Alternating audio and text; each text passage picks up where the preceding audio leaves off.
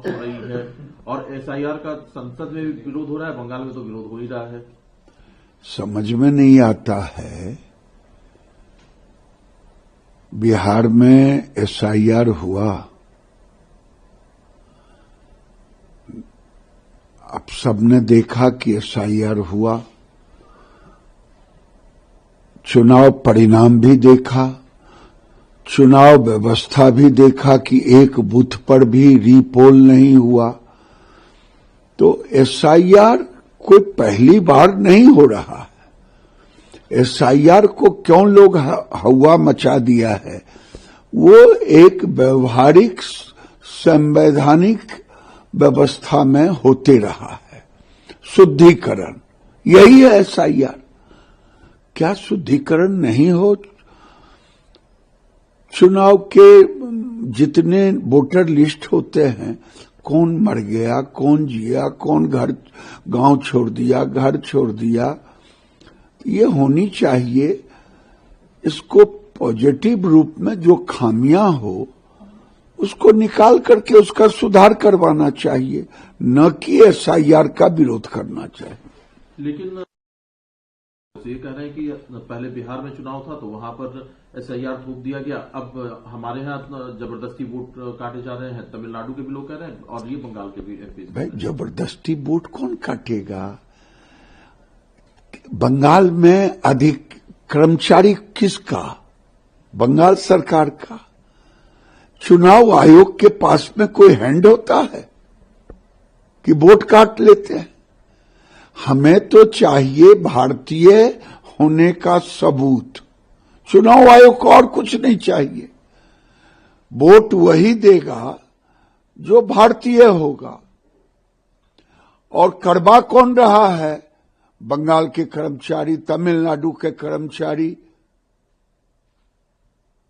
तो फिर चुनाव आयोग को क्यों गाली दे रहे हैं लोग? में ये लोग हंगामा करते हैं। कल प्रधानमंत्री जी ने लेकिन मैं ये जरूर कहूंगा, बंगाल केवल हिंदुओं के लिए तबाही, ये बांग्लादेशी घुसपैठिए और रोहिंग्या नहीं है। उनके आतंक से केवल हिंदू नहीं तबाह और बर्बाद हुआ है। केवल हिंदुओं की पढ़ाई, दवाई, रोजगार नहीं छीना है, भोजन नहीं छीना है, बल्कि देशी मुसलमान भी बंगाल में। मैं जब कह रहा हूं देशी मुसलमान बंगाल में डरे हुए हैं, इनसे सहमे हुए हैं कि हमारा सारा हक छीन रहा है और आने वाले दिन में हमारी अस्मिता भी खतरे में है। लेकिन दादा जब कहते हैं कि यही ड्रामा करते हैं सबसे ज्यादा।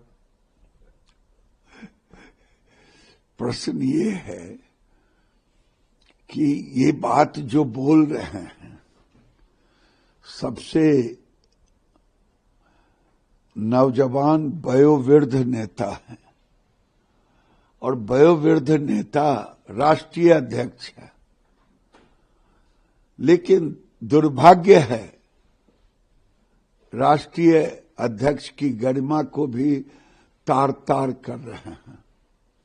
सर, जो हिंदू वर्ग है वो कहता है कि राम जन्मभूमि पर राम मंदिर बन गया, उसको सेलिब्रेट करने की बात होती है। लेकिन टीएमसी के ही एमएलए हैं हुमायूं कबीर, वो तो कह रहे हैं कि 6 दिसंबर को मुर्शिदाबाद में बाबरी मस्जिद की आधारशिला रखेंगे।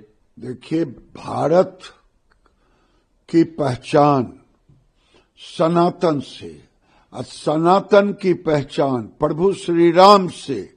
अब प्रभु श्री राम 500 साल तक बाबर जैसे आक्रांताओं के कारण,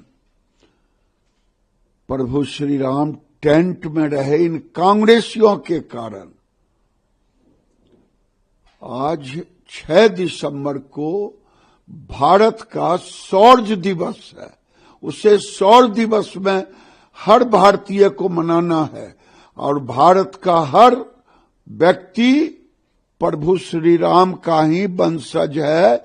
भारत में कोई बाबर का वंशज नहीं है। जो बाबर का वंशज है अपने को कहता हो, उसे भारत में रहने का अधिकार भी नहीं होना चाहिए।